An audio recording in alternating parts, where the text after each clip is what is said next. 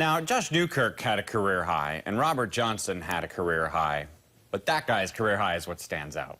Thomas Bryant was so smart in this game last night. He stayed on the post, which is where he belongs. He posted up hard. He drew fouls.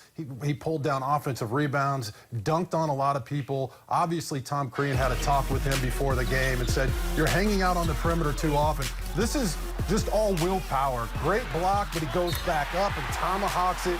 You see the passion, the energy, and give Tom Crean a ton of credit on this play right here. Indiana is down by 3. Instead of launching a poor shot with only 15 seconds left in the first overtime, they run a set for Thomas Bryant, and it pays off. Listen, he has to stay on the post more often. It's good for the defense when he's lingering around the perimeter.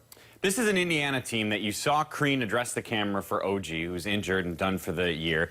They're playing without Blackman, who's got an injured leg. He's out for a little while. It's going to be hard to win games, but if they want to make the tournament, they got to win a bunch of games still. So what does this win do for them going forward? Well, it saved their season, so to speak. This was a game you mentioned they could not afford to lose. But what I liked about the game plan was they scored 66 points in the paint. They got a lot of those from Bryant off the post-ups, a lot of dribble penetration.